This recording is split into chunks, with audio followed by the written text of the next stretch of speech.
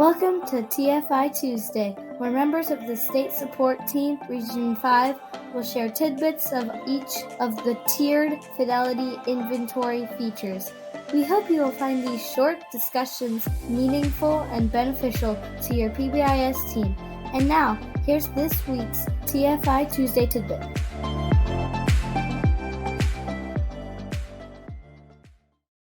Hello and welcome to Episode 5 of Season 2 of TFI Tuesdays, where members of the State Support Team, Region 5, will share tidbits of information that align with the critical features of the tiered fidelity inventory to provide a consistent message across our region.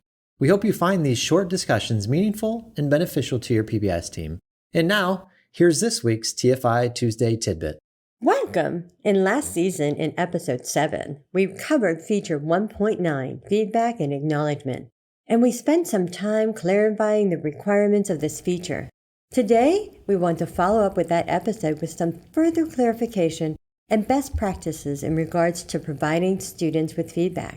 Hi, Jessica. Hi, Marla. We know that our acknowledgement system helps us as adults to be aware of how and how often we provide feedback to our students. But can you share with us some best practices that we can begin to think about and also implement? Absolutely. We know that PBIS is a framework, and we know that teams need a system in place to ensure that students are frequently acknowledged by staff in a consistent way. We also talked about the ratio of 5-to-1 positive to negative feedback provided to our students. What we want to clarify is that there will be times when students receive positive feedback without necessarily earning the ticket or token or point that the system includes. This is why it's so important for your PBIS team to have clearly defined expectations for the staff for delivering the acknowledgement system. Here are some questions to consider. How often do you expect your staff to deliver the measurable parts of your acknowledgement system? How often do you expect your staff to deliver positive feedback? Providing feedback should become a natural part of our instruction, but it might not be sustainable to document every positive interaction that we have with our students. Positive feedback doesn't always have to include cheers or tickets or candy or points, but it does need to include specific details about what the student did that you would like them to repeat in the future.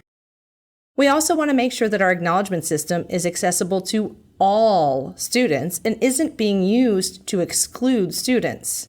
How can you make sure your team reviews your acknowledgement practices and ensures that all of our students have the opportunity to receive feedback and acknowledgement, and that it isn't being used as an indirect consequence? Thanks so much, Jessica. That was a tremendous amount of information. But when you mentioned the natural part of your instruction, that really resonated with me. Recognizing and narrating the behavior that you want in your classroom is important. But sometimes it is exhausting being so positive. Do we always have to be over the top? That's a great question. I think we oftentimes assume that, quote, positive means that we have to be overly excited with full pomp and circumstances, but the definition of positive is, quote, consisting in or characterized by the presence or possession of features or qualities rather than their absence, end quote. Basically, it focuses on what we want rather than what we don't want. We can provide feedback to our students through what's called behavior-specific praise. And again, praise makes it sound like we have to pull out the pom-poms, but that's not always necessary. When we use behavior-specific praise, we provide a statement to our student or students that confirms what behavior they have demonstrated is what we want in a way that is specific, observable, and measurable. I need to repeat that. Specific, observable, and measurable. We oftentimes say what it looks like and sounds like. That really gives our audience something to think about. But can you give us an example? Sure. For example, I could say, Marla, you did a wonderful job cleaning up around your table at the end of this activity. This is more effective to begin to shape behavior than, nice job, everyone. Providing specific, observable, and measurable feedback helps students self-monitor their own behaviors and progress in your classroom. It also, again, like you said, shapes behavior. It begins to let our scholars know what we want them to do. We always talk at great length about including our families in our PBIS framework. But what about when we're talking about acknowledgements? Why is it important to include our families then? That's also an excellent question. When we're considering the way we're providing our students with feedback, we also need to consider the message that we're sending to our families. While academic grades are often shared through graded tests coming home or through an online graded system, we have less obvious opportunities to share feedback of progress on behavior. We need to make sure that we're not waiting for a problem to occur before communicating with our families. We can't afford the mindset that no news is good news, and instead take a proactive approach to providing families with positive feedback about all areas of our students' progress, be it academic or behavioral. Thanks, Jessica. That's very valuable. Now, I have learned over my few years in education that not all students want or need the same type, frequency, or intensity of praise. Can you help us analyze that a little bit more closely? Of course. Some students and age groups will require different types of behavior-specific praise.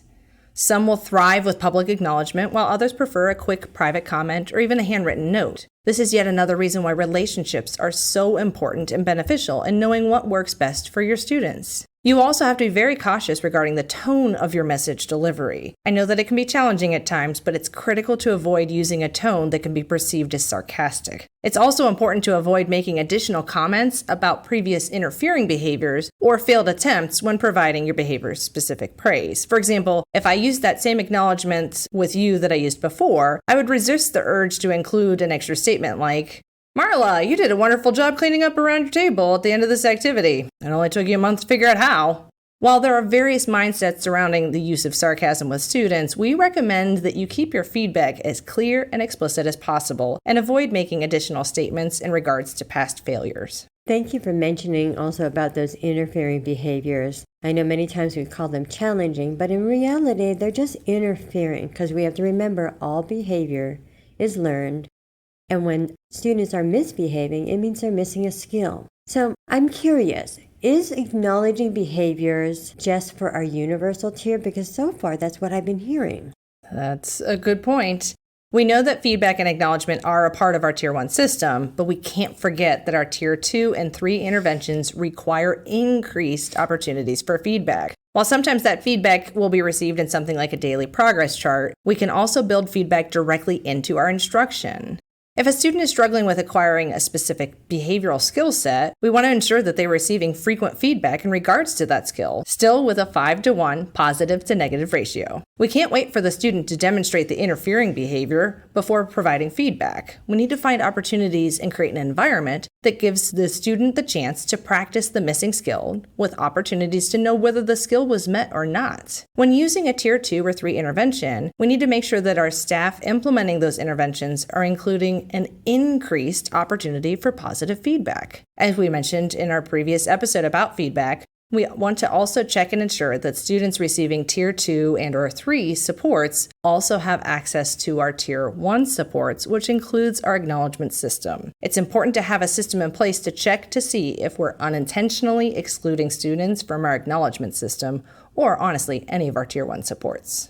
Thanks, Jessica. You certainly have shared a great deal of information on acknowledgement systems for us to think and for us to ponder about. Do you have any last thoughts from maybe a personal perspective on this subject?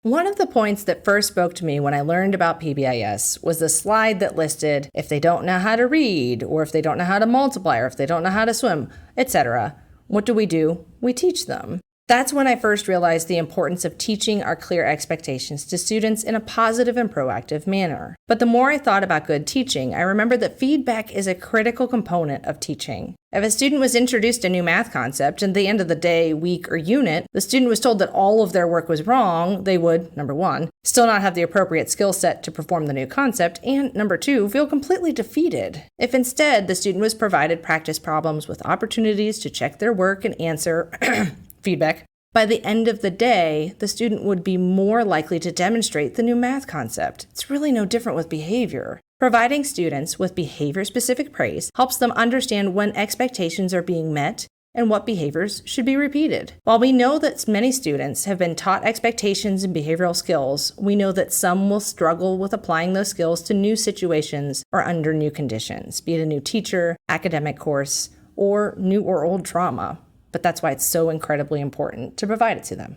Thank you so much, Jessica, for your insights on feedback and acknowledgement. I encourage our listeners to reflect on their own current feedback and acknowledgement system that is building-wide. But also, what does it look like in our classrooms? How are your staff trained on the frequency and delivery of feedback? Think about also, how often do you expect them to provide feedback? And how often do you expect them to document that feedback through a token, chicken, or a shout-out, etc.? Do you have any unintentional exclusionary practices in your system? And what can you share with your staff to improve the use of behavior-specific praise in an effort to guide students through behavioral skill acquisition? Thank you once again for joining us for our TFI Tuesdays. Don't forget, if you have any question or any topics that you would like for us to include, don't hesitate to reach out to any one of us on the SSTR5 PBIS team. Remember, you can find all of our TFI Tuesdays on our website. Until next time, be safe, be well, and remain positive. Thank you for joining us for our TFI Tuesdays. We hope you'll join again next week to learn about additional TFI features. Until then, be safe, be kind, and be positive.